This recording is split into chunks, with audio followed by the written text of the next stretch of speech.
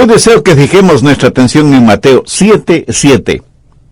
Es una de las más extraordinarias promesas de la Biblia porque nos dice cómo lograr que nuestras oraciones sean contestadas. Llegará el tiempo, y a lo mejor ya está aquí, cuando lo más importante para usted y para mí sobre esta tierra será el que Dios conteste nuestras oraciones. Si usted no puede creer estas palabras de Jesús, tampoco tiene el derecho de creer que es salvo, porque la misma Biblia que promete salvación promete que nuestras oraciones serán contestadas. Y si usted no cree una promesa, ¿cómo puede creer otra? En Mateo 7:7 Jesús dijo: pedid, y se os dará; buscad, y hallaréis; llamad, y se os abrirá. Ahora, note la explicación lógica que da Jesús desde el verso 8, porque todo aquel que pide recibe, y el que busca halla, y al que llama se le abrirá. ¿Qué hombre hay de vosotros que si su hijo le pide pan, le dará una piedra? ¿O si le pide un pescado, le dará una serpiente? Pues si vosotros, siendo malos, sabéis dar buenas dádivas a vuestros hijos, ¿cuánto más vuestro Padre que está en los cielos dará buenas cosas a los que le pidan? Cuando yo era solo un muchachito, el doctor Roy Ángel era un muy conocido pastor en Miami, en la Florida. Y una de las cosas que él hacía en sus predicaciones era contar historias. Usaba en forma excelente ilustraciones en sus mensajes, y alguna vez contó de un joven pastorcito cuidando sus ovejas. Un día ese joven pastor vio en el suelo una flor de increíble belleza. Se arrodilló para mirar más de cerca esa flor y le fascinó tanto que con sumo cuidado la sacó con raíz y todo del suelo, y poniéndose de pie y teniendo la flor en la palma de sus manos, la contempló más de cerca. Cuando así lo hizo, una montaña cercana pareció que se abrió por la misma mitad. Unas enormes puertas se abrieron de par en par en la montaña, y los brillantes rayos del sol iluminaron toda clase de tesoros en esa montaña abierta. El pastorcito jamás había visto nada semejante, así que, dejando la flor en el suelo, fue hacia ese tesoro, y comenzó a recoger en su manto rubíes, diamantes, esmeraldas, zafiros, perlas, oro y plata. Su manto estaba repleto de ese tesoro. Él no era más que un pobre pastor, pero ahora iba a ser un rico pastor. Y con ese fabuloso tesoro comenzó a bajar la montaña, cuando escuchó una voz que le decía: no te olvides de lo mejor. Y él, mirando a su alrededor, se preguntó: ¿qué puede haber algo mejor de lo que ya tengo? Y siguió su marcha, pero escuchó nuevamente la voz: no te olvides de lo mejor. Esta vez no hace ningún caso a la voz, y corriendo más que caminando, desciende de la montaña. De pronto, con gran estruendo, las enormes puertas que vio en la montaña se cerraron, y la montaña desapareció completamente. Y el momento que la montaña desapareció, también desapareció el fabuloso tesoro que creía tener en su manto. Y volvió a escuchar la voz que le dijo: lo mejor era la flor, porque la flor era la llave para abrir la montaña, y tú dejaste esa flor allá en el suelo, en la montaña. Por supuesto, es solo una ilustración, un cuento, una fábula, una parábola. Usted llámela como quiera llamarla, pero escuche, lo mejor, la llave para abrir todos los tesoros del cielo es la oración. No se olvide de lo mejor. Jesús dijo: pedid y se os dará; buscad y hallaréis; llamad y se os abrirá. Jesús dice que si pedimos y buscamos y llamamos, se nos dará, hallaremos y se nos abrirá. Por lo tanto, no hay sustituto para la oración. Si usted pierde una pierna o un brazo, en la actualidad los puede reemplazar con una pierna o brazo artificial. Hoy por hoy hay sustitutos para la comunicación. Si el teléfono regular falla, hay teléfonos celulares, inalámbricos, emails, Facebook, Twitter, Internet, y quién sabe qué otras cosas más nos depara el futuro. Pero la verdad es que no hay sustitutos para la comunicación. Y ya no es cosa de ciencia ficción que un día de estos los clones sustituirán a los seres humanos. Y sin embargo no hay sustituto para la oración.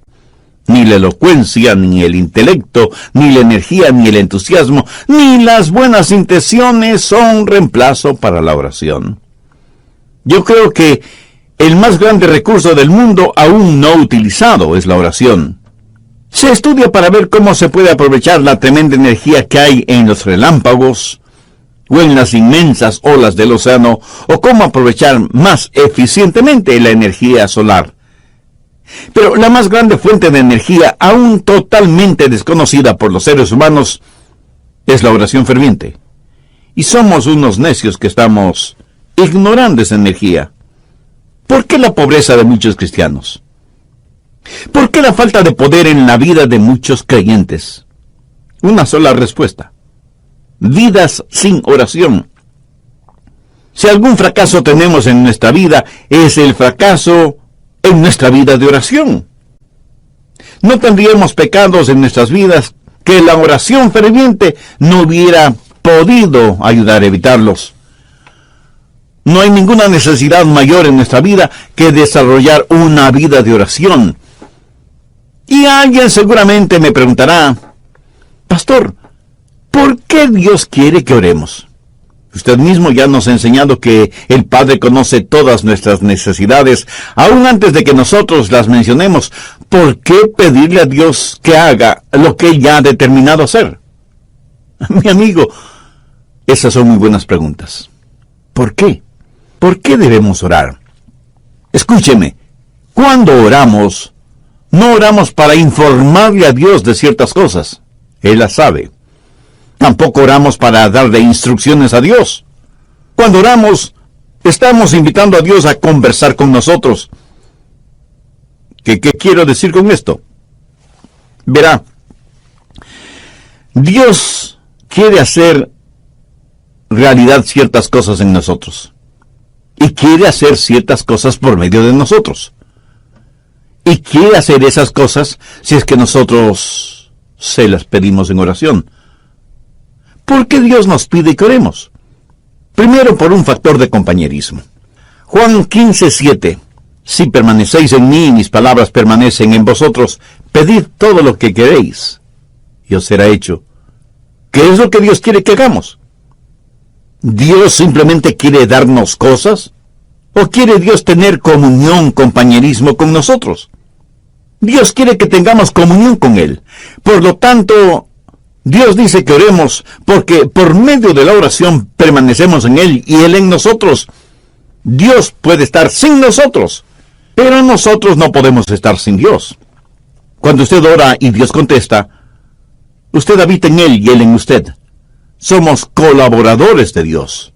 Pablo en 2 de Corintios 6:1 dice: así pues nosotros como colaboradores suyos. ¿Lo ve? Hay este factor de la comunión, del compañerismo, de la amistad. Segundo, el factor del desarrollo. No hay nada que pueda ayudarle a crecer como cristiano que la oración. Cuando permanece en el Señor Jesucristo y Él permanece en usted, crecerá espiritualmente en la misma proporción que la que ora.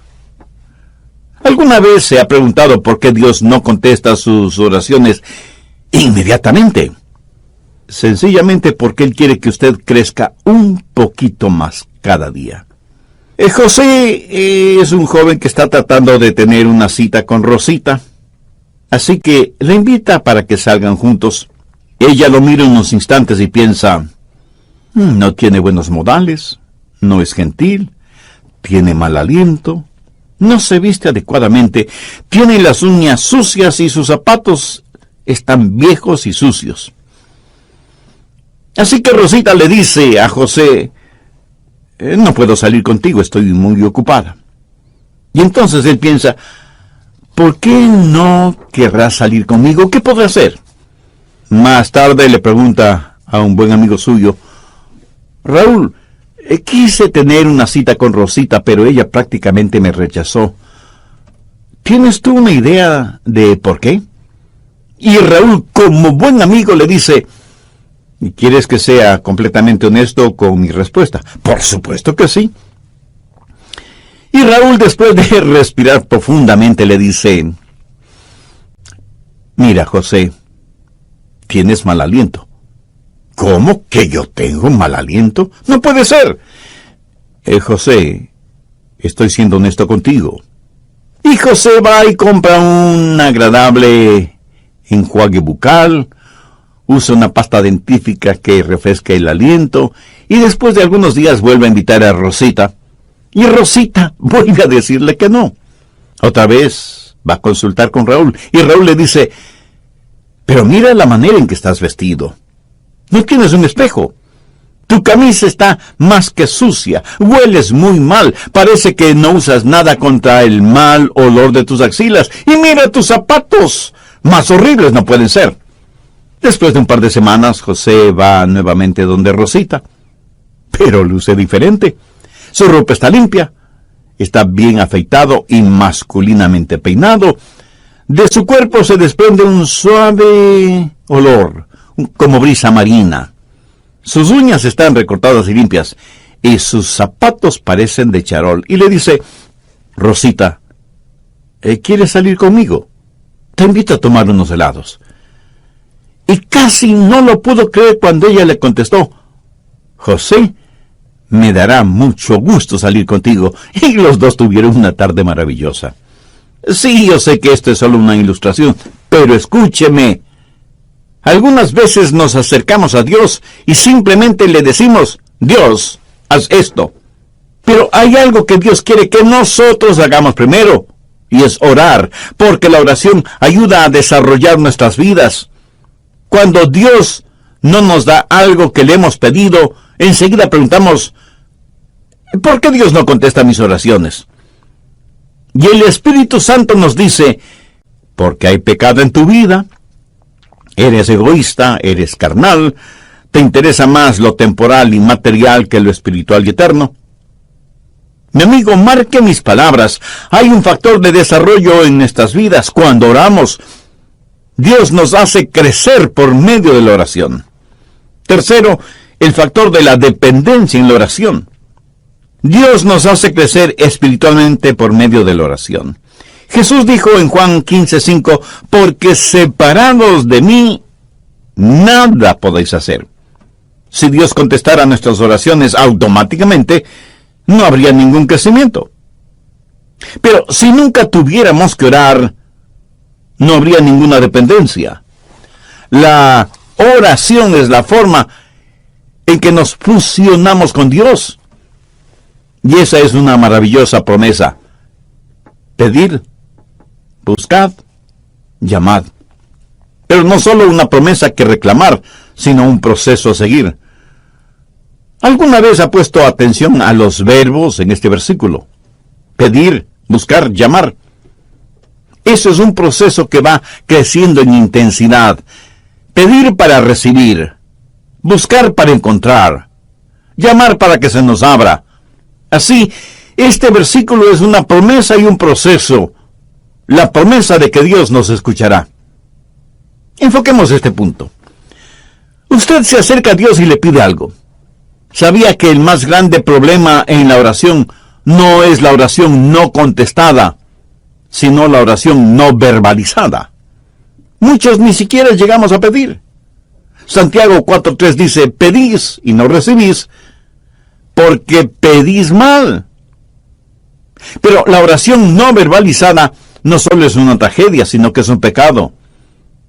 El profeta Samuel dijo, lejos sea de mí que peque contra Jehová, cesando de rogar por vosotros. Una y otra vez la Biblia no solo nos invita a orar, sino que nos ordena orar. Busque Lucas 18:1.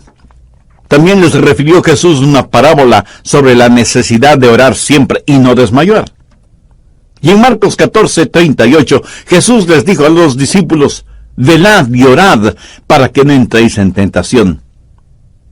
Escúcheme, cada vez que pecamos es porque hemos fracasado en orar como debíamos hacerlo. Y Pablo dice que no debemos estar afanosos por nada, sino que debemos dar gracias por todo. Y que con oración y ruego debemos hacer conocer nuestras peticiones a Dios. La razón por la que estamos tan llenos de preocupaciones y ansiedades es porque no hemos aprendido a orar. Y porque cuando oramos, pedimos lo que queremos y no lo que en verdad necesitamos. Una buena manera de probar si lo que pedimos es correcto o incorrecto es preguntándonos, ¿puedo pedirle esto a Dios? Si su propia respuesta es negativa, pues no se atreva a pedírselo a Dios. Y si es incorrecto pedírselo a Dios, entonces es incorrecto el tenerlo o el hacerlo. No divida su vida entre lo secular y lo sagrado. No piense que cuando ora, Dios está interesado en unas cosas y no en otras. Se puede imaginar a Jesús viviendo de esa manera. Cada día es un día santo. Y cuando estamos en la voluntad de Dios, todo lo que pidamos en oración, le puedo asegurar que estará de acuerdo con la voluntad de Dios. Y si usted me pregunta, pastor, ¿y qué de las cositas pequeñas? Porque yo oro solo por las cosas grandes. Mi amigo, ¿qué es pequeño o qué es grande delante de Dios? Debemos orar por todas las cosas. Sí, ore por la salud de su cónyuge o sus hijos, ore por su trabajo o su negocio, pero ore también por el fin de semana o las vacaciones con su familia. Pastor, ¿qué si es que quiero las cosas equivocadas? ¿Debo orar por eso? Por supuesto que sí. Pero ore para que Dios le quite ese deseo que tiene por las cosas equivocadas. Dios no le contestará a menos que usted le pida. Y eso significa que usted expresa un deseo. Pero cuando usted busca, eso es una experiencia descubierta. Verá, muchas veces pedimos las cosas equivocadas. Muchas veces no estamos en posición de pedir nada. Muchas veces las cosas por las que pedimos son totalmente desconocidas para nosotros.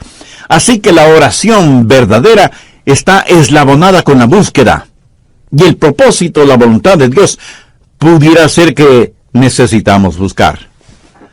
Un día una señora me llamó y me dijo, pastor, necesito que venga a mi casa. Tengo necesidad de que ore conmigo por algo muy importante. Así que fui a su casa y ella me dijo, pastor, mi hijo es un borracho y a su esposa, mi nuera, le diagnosticaron cáncer. Le he pedido a mi hijo que venga para que usted ore por nosotros. Y ahí estábamos los tres, el hijo, la madre y yo, el pastor. Nos arrodillamos para orar. Ella oró, yo oré, y el hijo, un hombre de tal vez unos 35 años, me dijo, pastor, usted no está orando. Yo pensé que había orado en voz muy baja, y por eso él no me había escuchado. Volví a orar, elevando el tono de mi voz, y sin embargo, él me dijo, pastor, por favor, ore. Eso me incomodó en cierta forma, pero oré un poco más. Cuando abrí los ojos, la mamá ya no estaba con nosotros. Solamente estábamos él y yo. De pronto escuché ruidos en otro cuarto, y fui hasta allá, y encontré a la mamá de él totalmente extendida en el suelo con los brazos en cruz, orando intensamente, y escuché su oración. Era como si ella en su oración estuviera abriendo las puertas del cielo, llegando hasta el trono de Dios, y ahí depositar la angustia de su corazón.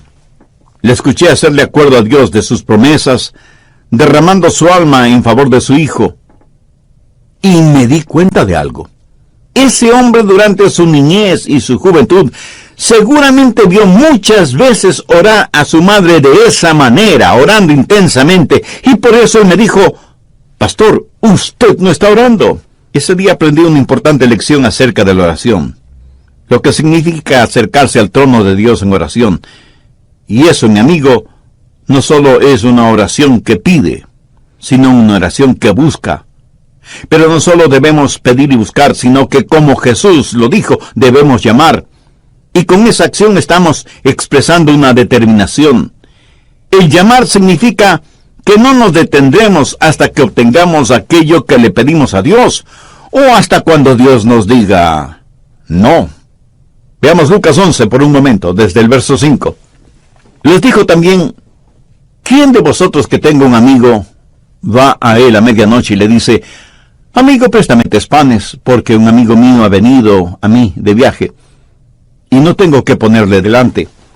Y aquel respondiendo desde adentro le dice: no me molestes, la puerta ya está cerrada, y mis niños están conmigo en cama, no puedo levantarme y dártelos. Os digo que aunque no se levante a dárselos por ser su amigo, sin embargo por su importunidad se levantará y le dará todo lo que necesite. Esa es la parábola. Ahora mire los versos 9 y 10. Y yo os digo: pedid, y se os dará; buscad, y hallaréis; llamad, y se os abrirá. Porque todo aquel que pide, recibe; y el que busca, halla; y al que llama, se le abrirá. Ahora usted tiene que entender algo sobre esos tiempos bíblicos. Era totalmente, absolutamente impensable que un amigo viniera a su casa y usted no le brindara hospedaje y alimentación. La hospitalidad es algo sumamente valiosa en el Medio Oriente. Así que un amigo llega a casa de su amigo después de un largo viaje y le dice: Juan, ¿podrías darme albergue esta noche? Y el anfitrión le dice: qué gusto de verte, mi amigo. Por supuesto que puedes quedarte aquí. Siempre eres bienvenido. Pasa, pasa. Mi esposa te preparará algo para comer. Pero la esposa, en voz baja, le dice: pero no tenemos nada que ofrecerle para comer. Y él asimismo en voz baja le dice: no te preocupes, querida, salgo de inmediato a conseguir algo. Y va donde su buen vecino Pedro, aunque ya casi es la medianoche.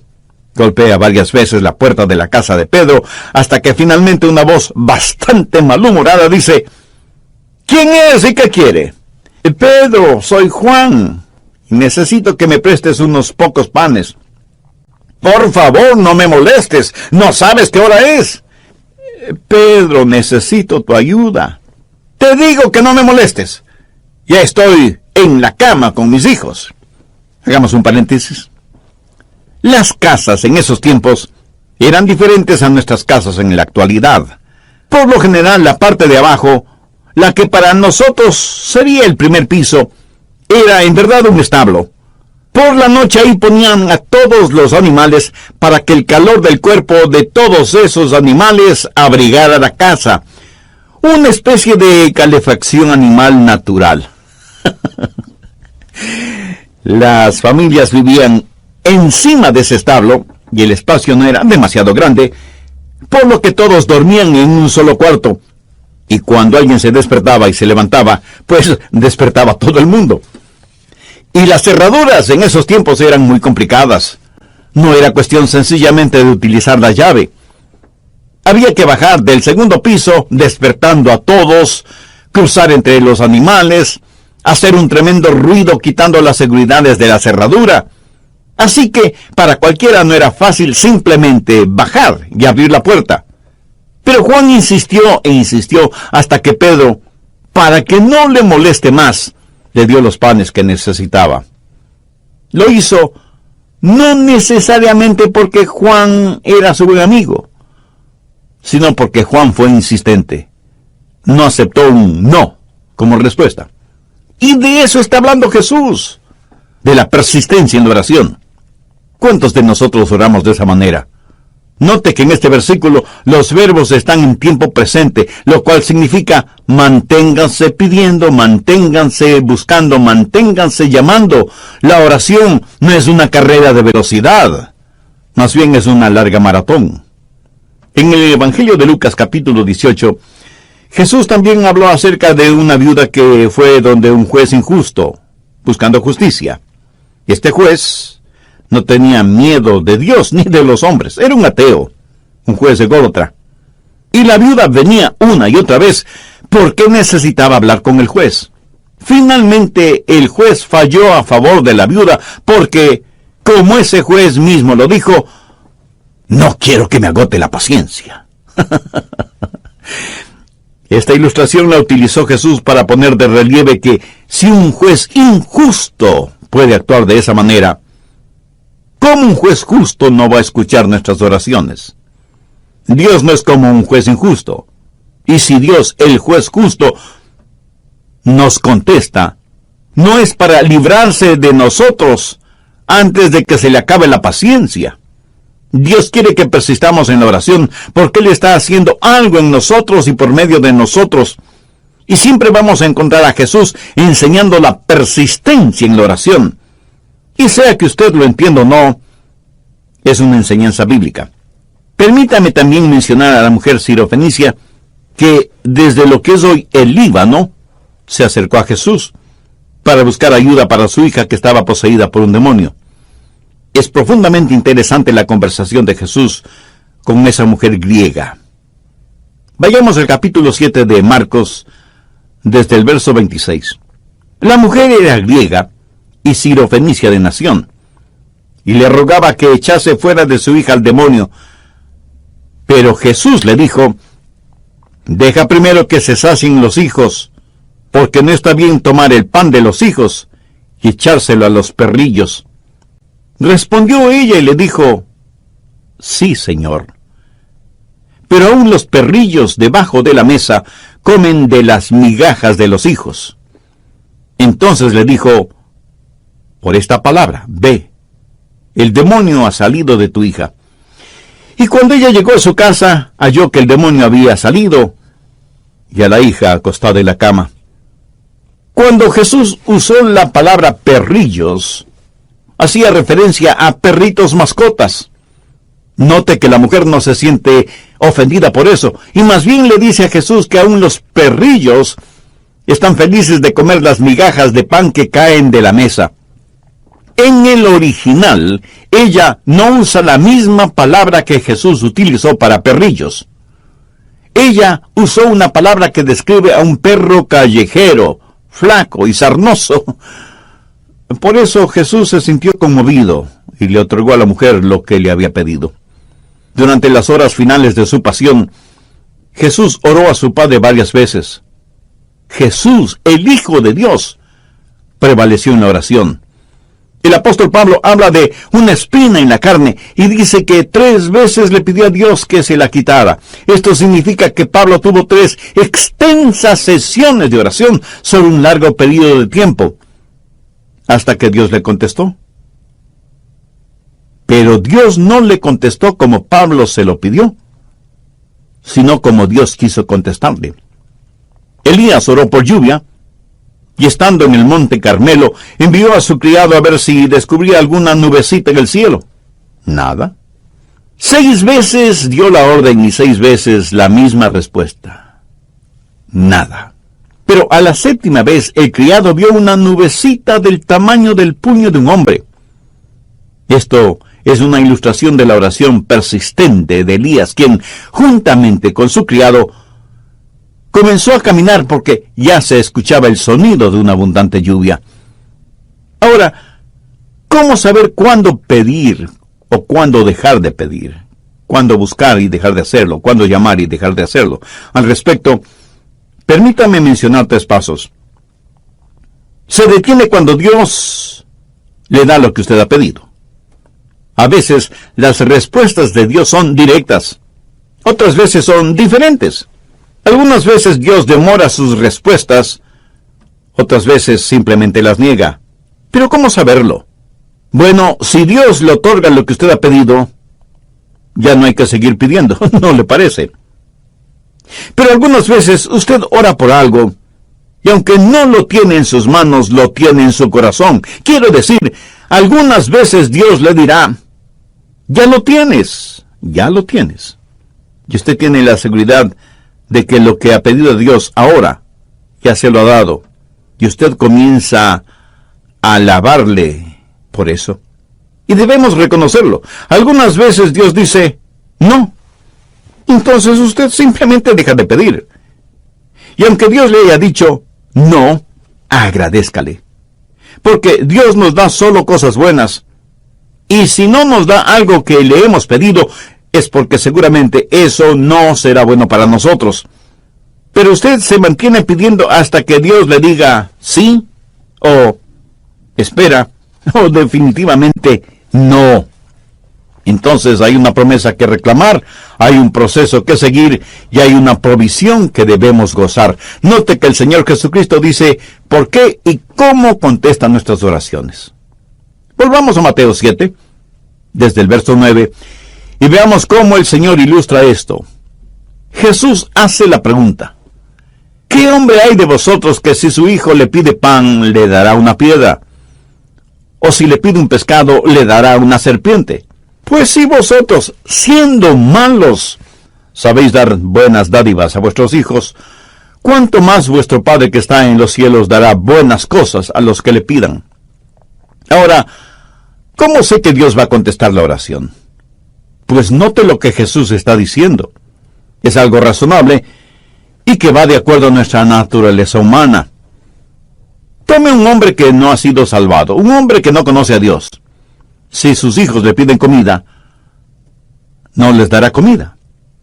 Jesús dice que si nosotros, siendo malos, sabemos dar cosas buenas a nuestros hijos, ¿cuánto más nuestro Padre Celestial no nos dará cosas buenas si es que le pedimos?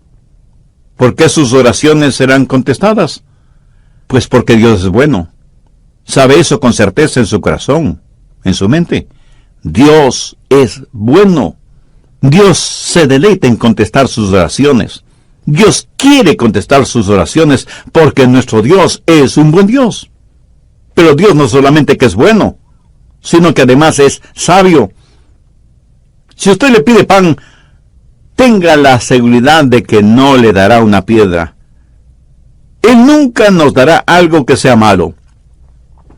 En la Palestina abundan miles y miles de pequeñas rocas que por su color y su textura parecen pequeños panes. Si usted le pide a Dios pan, Él le dará pan, no una roca que parezca pan. Ahora escúcheme, si usted le pide una roca, Él no le dará una roca. Él no le dará ninguna cosa mala, aunque usted se lo pida. ¿Por qué?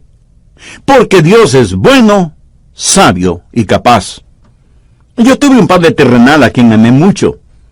Cuando cumplió sus 86 años, pensaba que tenía solo 40. Ah, mi querido padre. Él tenía sus limitaciones como todos los seres humanos las tenemos. En cambio, mi Padre Celestial no tiene limitaciones. En Él tengo la simpatía de un padre y la soberanía de un rey. Él es un padre que me escucha y un rey que me contesta. ¿Por qué Dios contesta, escucha mis oraciones? Porque Él es un Dios bueno, sabio y soberano. ¡Qué poderoso Dios al que servimos! Nosotros somos unos necios si es que no aprendemos a orar. Jesús dijo que si pedimos se nos dará, si buscamos lo encontraremos, y si llamamos nos será abierto. La cosa más sabia que podemos hacer es aprender a orar. Es Dios su Padre Celestial. Aquí Jesús no está hablando a la gente perdida, está hablando a los salvados. Si el Señor Jesucristo aún no es su Salvador, significa que usted necesita ser salvo, y puede serlo ahora mismo, si ese es el deseo de su alma. Le invito a repetir conmigo una sencilla oración. Dígala con sus propias palabras, pero dígalas con profunda fe, con sinceridad y con convicción.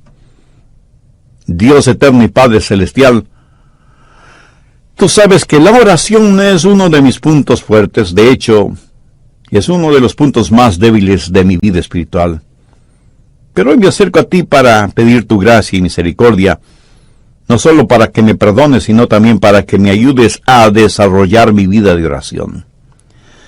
Señor Jesús, tú siendo el unigénito Hijo de Dios, entregaste tu propia vida en la cruz del Calvario para pagar la culpa de mis pecados, para perdonarme, para limpiarme, para salvarme y sanarme espiritualmente. Este momento, con fe incipiente, pero firme, te invito a que vengas a morar en mi corazón y seas mi Salvador y mi Señor. Desde este momento te entrego el control total de mi vida y ruego tu ayuda para ser la clase de persona que tú quieres que sea. Todo esto lo pido con gratitud en tu precioso nombre. Amén.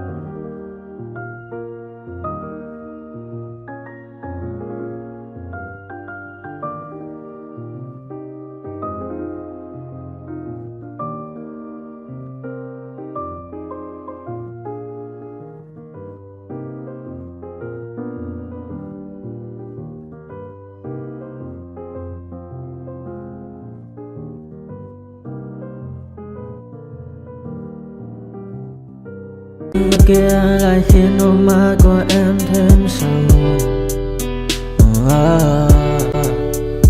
Vì sao em đi không để lại lý trí, chẳng để lại anh khi nước mắt còn rơi, còn rơi. Vì sao em đã vội quên đi bao câu hứa mình còn cho nhau, quên đi bao nỗi đau mình dành. Vì sao em đã vội quên đi những lời hứa ngày nào, vì dòng nước mắt em đã vội rơi không để mãi anh như nên vào điên rồi, anh như say đôi mắt môi, anh như chỉ còn muốn em bên cạnh như ở phố xa rồi, anh chỉ muốn em cạnh đây thôi, không muốn em ở bên đời, chỉ muốn em anh bên người. Người đã gỡ bước đi xa trong cơn mưa chiều vội vã, người đã bước quên anh khi cơn mưa qua gần vội vã. Em đã quên rồi mai sau ngày yêu mà bé, chẳng còn lại gì những người em bao nước mắt rơi. Em khiến con tim như trôi bay trong chiều thu đầy nắng, em khiến con tim như tan vỡ trong chiều thu mát màng. Vì còn nhiều lắm những người vàng, nhiều lắm những nỗi vội vàng, nhiều lắm những cơn mưa em mượn ra bây giờ đơn vang lòng mà ngược bài dừng sang nhờ. Mai em còn thơ đôi mai anh còn người ta xưa ta chúng còn giữ nhau, chẳng để giữ lấy em khi cơn mưa về đến. Và chẳng cần nhau khi anh với em cùng một đêm trôi, em ơi ta còn gì nữa đâu bằng cơn mưa ngày hôm qua, ta còn lại gì nữa đâu khi em